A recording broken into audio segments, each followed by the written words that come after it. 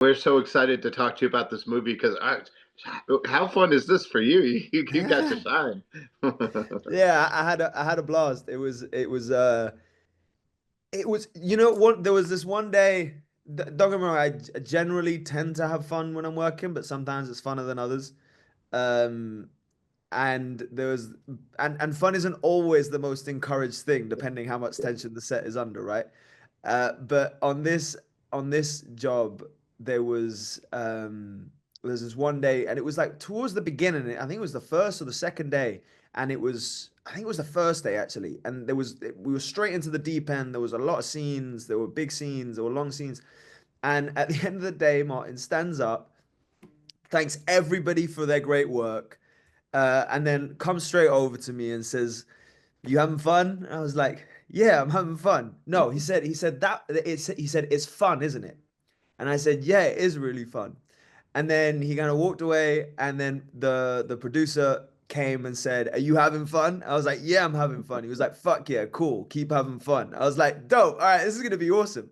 It was the tone of the whole job. It was still hard. There was still a lot of things to do and achieve, but everybody was just such a dream.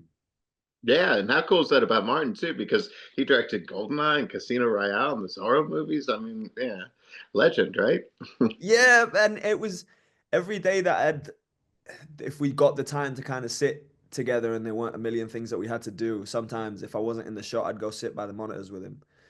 Um, and he just, while directing like maybe very intense scenes, he just cracked stories Yeah. about some anecdote from Zorro, some anecdote from Casino Royale, some anecdote about Jackie Chan. Like it was just all positive anecdotes, just kind of like filmmaking, almost like filmmaking trivia. I wish he'd write a book about it because every story was amazing. But the most obscure, like random things you would never expect about how iconic scenes came to be or iconic moments came to be. And I just kind of sit there like trying to act like I wasn't my head wasn't exploding. You know what I mean? Yeah. And inside I'd be like, but Yeah. outside I'd be like, oh, that's cool, Martin. Thank you. Yeah, thank you for sharing that. Yeah. Well, and you had to you had to get into some good fighting and with Daisy too. And she's got to be so cool, right? Yeah, she's awesome, man, and she's prepared. She takes what she does really seriously. She goes pedal to the metal every day to get the thing done, and I was just doing my best to keep up. Yeah, that's so cool. Well, I mean, you look like you had the most fun doing what you do, and people look up to that and they think, "See, that's what I want to do," but you just make it look easy. So, what kind of advice do you give to other actors that want to do what you do? Yo, that's very sweet of you to say, man. Thank you. I appreciate that. I'm glad Yeah, it didn't look. I'm glad it didn't look labored. no, So that's a pro.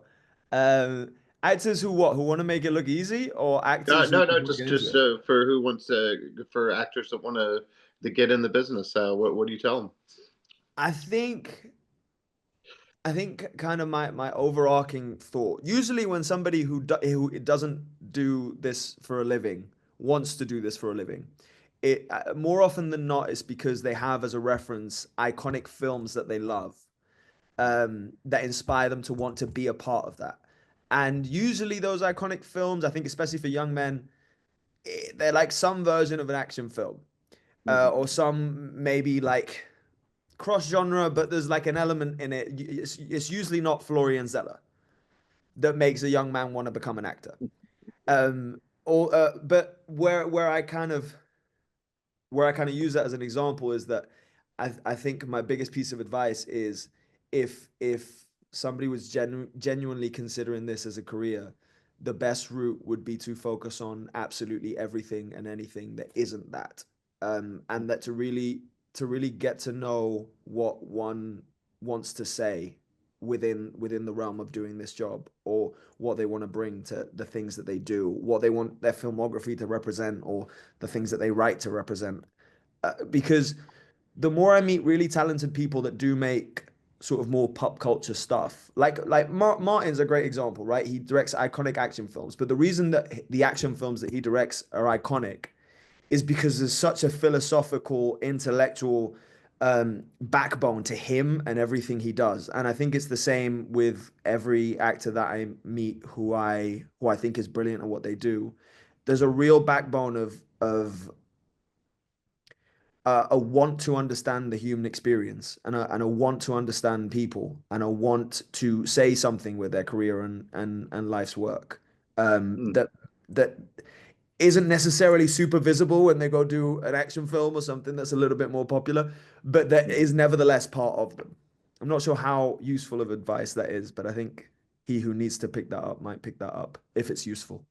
Yeah, absolutely. Well, shoot, I mean, I know the business is tough. On the very other side of it, I actually did a voice in an episode of One Piece, and that the original Oh, series, oh, damn! Who did you play? a scout, just a Nice, minor character, but nice, still bro. That's cool. cool, right? Yeah, that Yeah, is. That's dope. Did you enjoy it? and what a joy that's been too, right? The One Yeah, Piece series. that's been a rocket ship, man. It's been a really wild ride, and again, I'm just trying to keep up. Yeah, it's true. Well, this is my co-host Drew Pearson, one of our great Dallas Cowboys, caught the Hail Mary, went in the Hall of Fame. It's what he calls a Hail Mary moment, that moment in your life or career where you just had to go for it and it worked out for you. So, what do you suppose that has been for you so far? I guess the Hail Mary moment.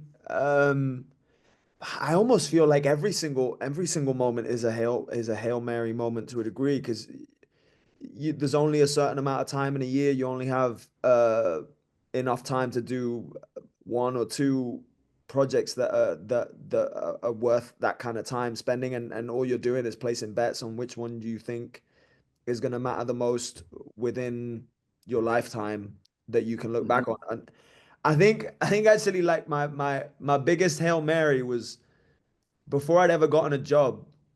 I was writing theater. I was writing plays. I came to London wanting to write, and I went and I watched every single play that was in London. I spent days at the Samuel French bookshop just reading every single play that I could get my hands on. And I just decided I wanted to write plays, and I spent some time doing that. And then I essentially had the opportunity to put a play on through the Arts Council in England, but the budget wasn't enough to kind of pay for everything that I needed to pay for the show. Um, so I put my car up for sale. I um I I took one of the roles, as in like I was meant to just be the writer of it, but the budget wasn't enough to pay for six actors. So I learnt one of the lines and played one of the roles, put my car up for sale to pay for the play. And I had no money in my account.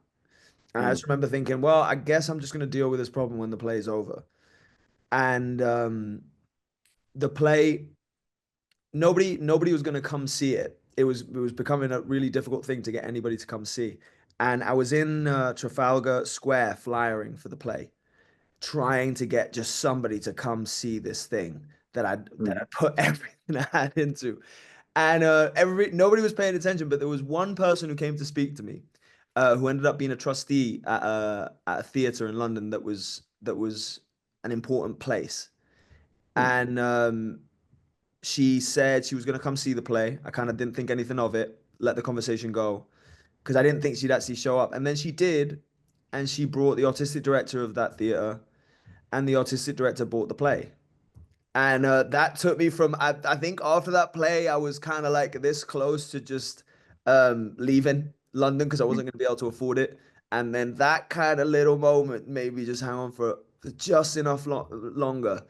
And I probably wouldn't have been an actor if it wasn't because I didn't have enough money to pay for all the actors. So I don't know. Wow. Maybe that's some kind of a Hail Mary.